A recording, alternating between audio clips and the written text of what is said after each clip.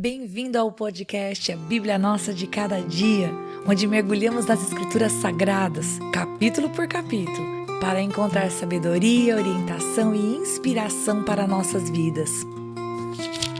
Juntos exploraremos as histórias, os ensinamentos e os temas profundos da Bíblia, descobrindo como a palavra de Deus pode nos transformar e nos ajudar a viver uma vida plena e significativa. Prepare-se para uma jornada de fé, conhecimento e crescimento espiritual.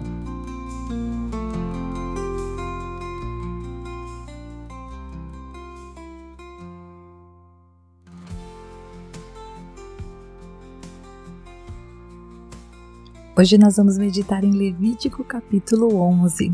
E neste capítulo, o Senhor vai continuar falando ao povo de Israel algumas coisas que ele considerava que eram muito importantes serem ensinadas através de Moisés e de Arão, porque Deus era santo e queria um povo que fosse separado. Santo significa isso, separado para ele.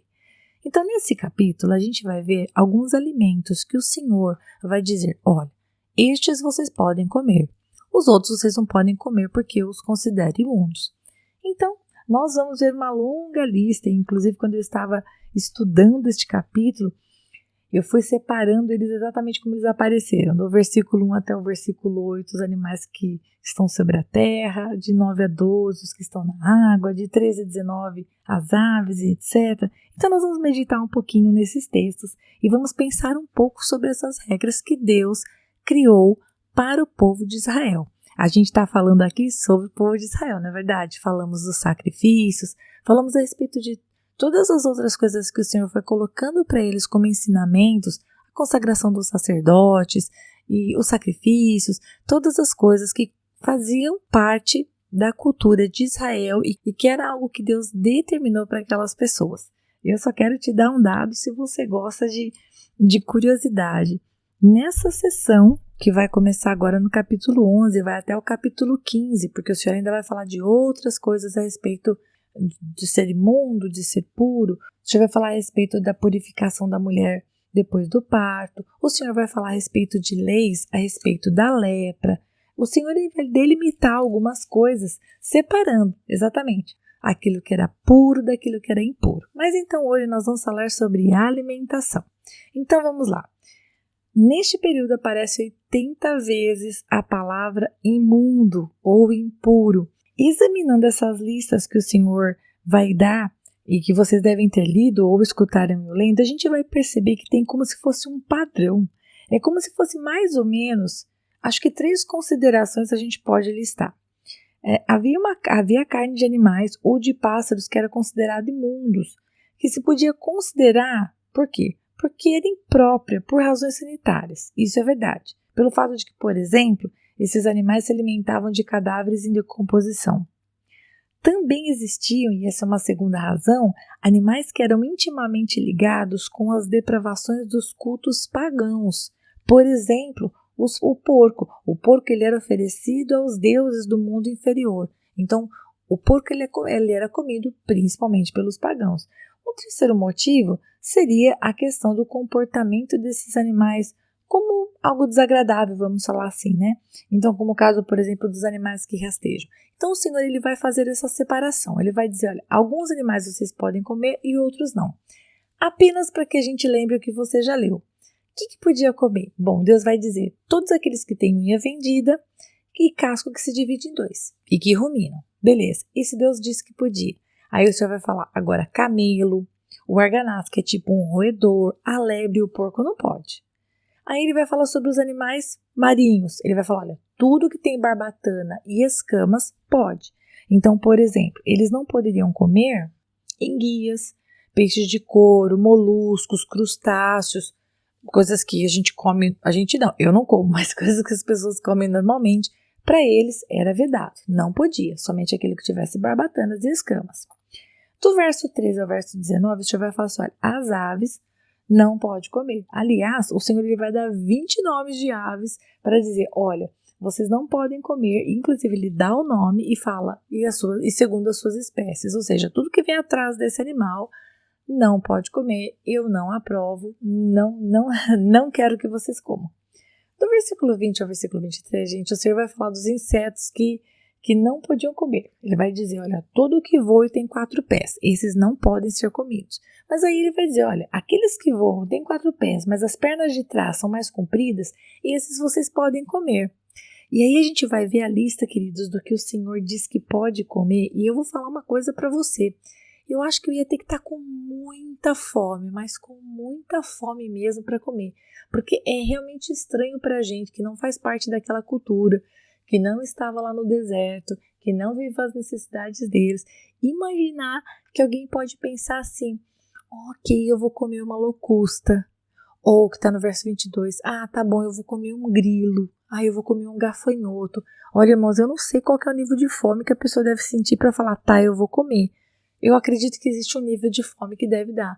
Mas assim, no normal, eu acho que não vai não, hein? Mas para eles devia ser comum. Pelo menos o Senhor disse, olha, vocês podem comer. Podem comer a locusta, o gafanhoto devorador, o grilo e o gafanhoto segundo a sua espécie. Então, esses insetos, o Senhor disse que eles podiam comer, que não era abominação, não era imundo.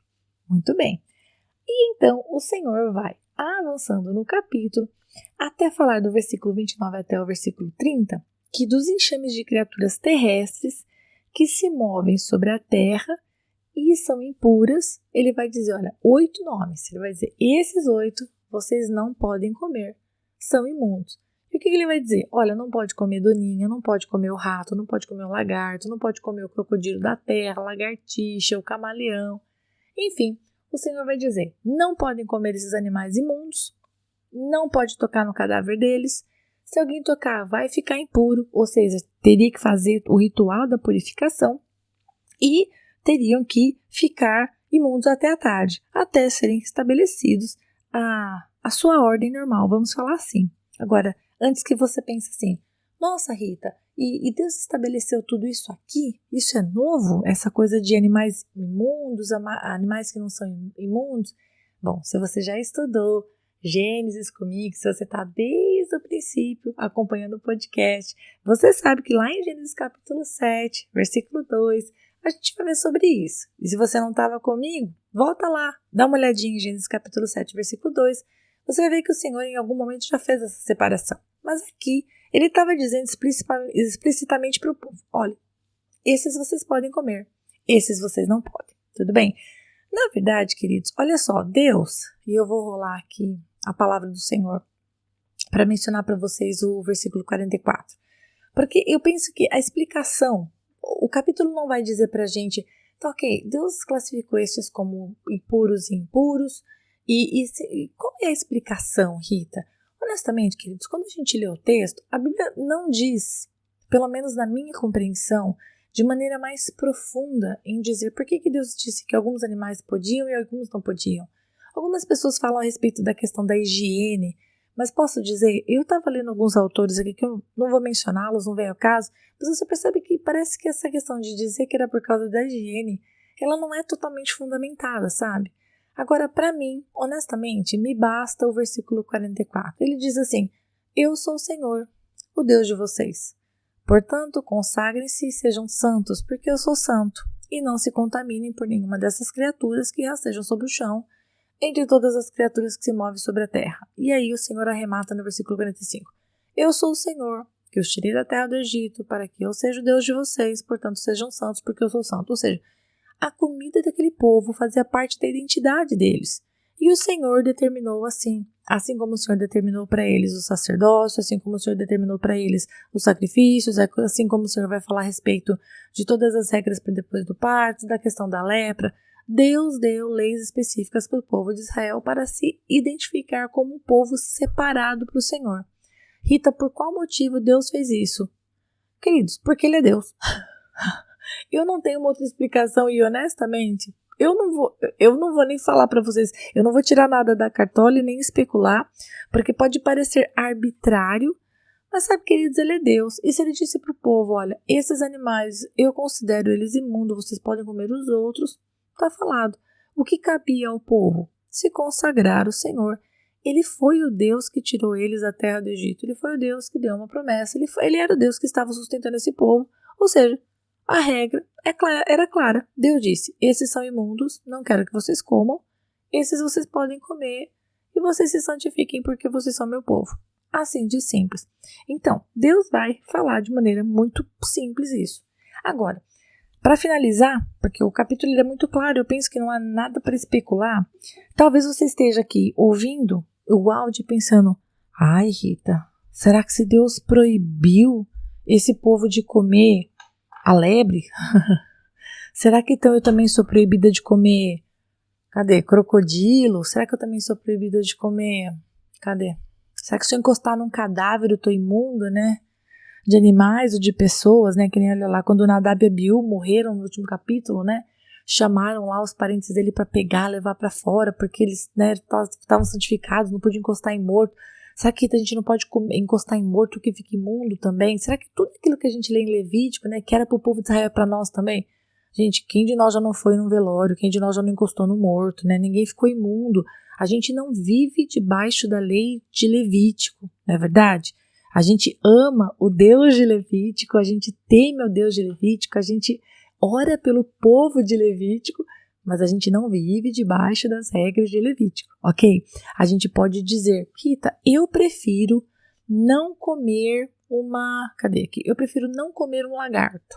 Eu prefiro não comer, um camaleão. Eu prefiro não comer, que mais? Deixa eu pegar outro animal. Eu prefiro não comer um porco. Eu prefiro não comer o morcego. Eu prefiro não comer o corvo. Ok, você prefere não comer?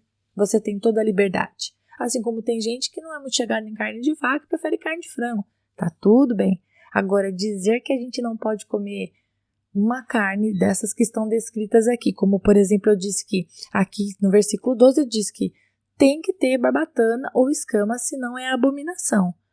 Se eu levar ao pé da letra levítica e achar que isso serve para os dias atuais, significa que todas essas pessoas que comem frutos do mar estão desagradando a Deus.